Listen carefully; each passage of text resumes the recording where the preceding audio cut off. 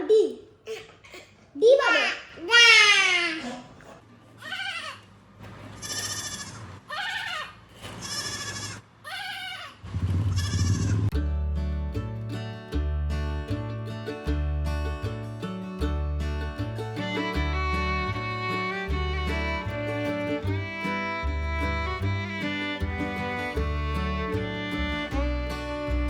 নমস্কার, কেমন আছেন সবাই? আশা করি সবাই খুব ভালো আছেন।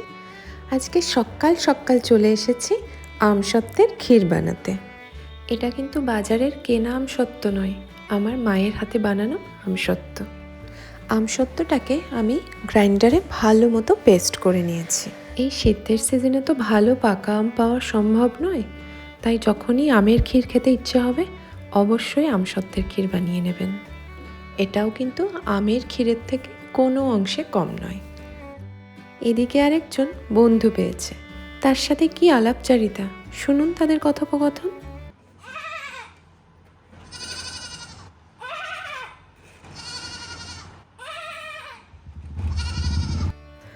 আমার আমসত্ত্বের ক্ষীর একদম রেডি। দেখুন কি সুন্দর কালার এসেছে, খেতেও কিন্তু দারুণ হয়েছিল। এখন যেহেতু ক্রিসমাস ভ্যাকেশন চলছে, তাই ভাবলাম ভালো ভালো খাবার কিছু বানিয়ে ছেলেকে খাওয়াই। কেননা ওর যখন স্কুল থাকে ওকে টিফিন কিছু করে দিই, সেটাও ঠিকমতো খেতেও চায় না স্কুলে গিয়ে। আর অত সকালে স্কুল থাকে, তো সবসময় ভালো কিছু বানিয়ে দেওয়া পসিবলও হয় না। কখনো কেক, কখনো ফ্রুটস বা কিছু বানিয়ে দিই। ও স্কুলে গিয়ে ম্যাক্সিমাম দিন টিফিন নষ্ট করে, যার জন্য না আমার এত কষ্ট করে আর কিছু বানাতে ইচ্ছেও করে না। এখন যেহেতু বাড়িতে রয়েছে, আমি ওকে খাইয়ে দিতে পারবো, না খেলেও জোর করে খাওয়াতে পারবো। এগুলো আটার লুচি। আমার হাজব্যান্ড ময়দার লুচি বা ময়দার কোনো কিছুই খেতে একদম পছন্দ করে না। ও যতটা পারে ময়দা অ্যাভয়েড করে চলে। আমি যদিও ময়দার লুচি খেতে খুব ভালোবাসি, কিন্তু হাজব্যান্ড যেহেতু খেতে চায় না, তাই আমি আটার লুচি বানিয়েছি। আজকের সকালের জলখাবারে ছিল লুচি আর আমসত্ত্বের ক্ষীর। দারুণ লাগছিল খেতে। অবশ্যই বানিয়ে দেখবেন বাড়িতে, খুব ভালো লাগবে। আচ্ছা, বি লেখো তো। B B B B B B. তারপরে সি বলো, সি লেখো। এটা আচ্ছা ঠিক আছে, এটা এটা পাখি পাখি পাখি সারাক্ষণই আসবে। এই যে বি সি লেখো তো। এই যে দাঁড়াও, এটাকে এ বলে, এটাকে কি বলে? এই যে এখানে দেখুন, দাদা ভাইকে পড়ানোর জন্য ব্যস্ত হয়ে গেছে। সে নিজে পড়াশোনা করুক আর নাই করুক, ভাইকে সে পড়াবেই। তার টিচার হওয়ার ভারী ইচ্ছা। এ বলো এ।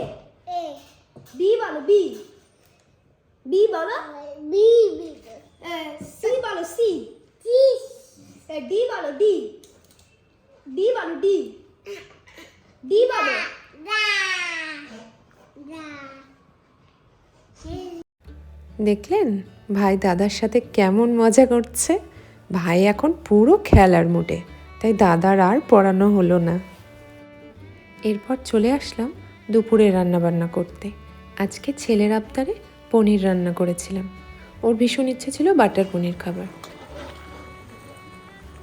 আজকে দুপুরে রান্না করেছিলাম পনির, ভেজ ডাল, যেটা আমি রোজ রান্না করি, নানান রকম সবজি দিয়ে ডাল রান্না করি। আর করেছিলাম কালো জিরে দিয়ে পেঁপে ভাজা। এই যে পনির রান্না করতে গিয়ে একটা ঘটনা ঘটেছিল, বলি আপনাদের। পনির রাঁধতে গিয়ে দেখি কাজু বাদাম শেষ হয়ে গেছে। তো আর ইচ্ছে করছিল না দোকানে গিয়ে আবার কাজু বাদাম কিনে আনতে। তাই কি করলাম, যা কিছু দিয়ে আমি বাটার পনির করি সব কিছুই দিলাম, কিন্তু কাজু বাদাম ছাড়া তো ভালো লাগে না খেতে, গ্রেভিটাও তেমন স্বাদ আসে না। তাই 2 টুকরো পনির ওর মধ্যে পেস্ট করে দিয়ে দিলাম। বিশ্বাস করুন, দারুণ খেতে হয়েছিল। একবারের জন্য কাজু বাদামকে মিস করিনি। সন্ধেবেলায় ছেলের আবদারে বানালাম পপকর্ন। এই ফার্স্ট টাইম বানালাম আমি, বুঝতে পারছিলাম না যে হবে কি হবে না। আমি এটা দেখেছিলাম কোনো একটা ভিডিওতে কাউকে প্রেশার কুকারে বানাতে, কিন্তু আমি প্রেশার কুকারে বানাইনি, আমি হাঁড়ির মধ্যে বানিয়েছিলাম। তো এইভাবে ঢাকনা চাপা দেওয়ার পর যখন ঢাকনাটা খুলি, দেখছি হাঁড়িটা পপকর্নে ভর্তি হয়ে গেছে। এত ভালো লাগছিল কি বলবো। কতগুলো পপকর্ন হয়েছে। এই যে আমার ছেলে ভীষণ খুশি।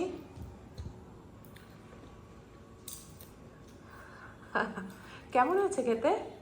খুব ভালো হয়েছে। তাই? হুম, দোকানের মতো টেস্ট হয়েছে? ওর থেকেও আরো ভালো। আরে বাপরে। আমার হাজবেন্ডের চাকরি সূত্রে আমরা থাকি নর্থ বেঙ্গলে। এখানে দারুণ ঠান্ডা পড়ে গেছে, আর এই ঠান্ডায় রাত্রে গরম গরম রুটি আর বেগুন পোড়া খেতে আমরা ভীষণ পছন্দ করি। তাই আজকে বানিয়ে ফেলছি রুটি আর বেগুন পোড়া। আপনাদের কার কার ভালো লাগে আমাকে অবশ্যই জানাবেন, আর আপনাদের ওখানে কেমন ঠান্ডা পড়েছে সেটাও জানাবেন কিন্তু। এই যে রেডি রুটি, বেগুন পোড়া, সাথে রয়েছে গরম দুধ আর একটু নলেন গুড়। তো ভিডিওটা আজকে এখানেই শেষ করছি। ভিডিওটা ভালো লেগে থাকলে প্লিজ লাইক শেয়ার করে দেবেন, আর আমার চ্যানেলটিকে সাবস্ক্রাইব করে দেবেন। আর যদি ফেসবুক পেজ থেকে দেখেন তো আমার পেজটিকে প্লিজ ফলো করে দেবেন। সবাই খুব ভালো থাকবেন।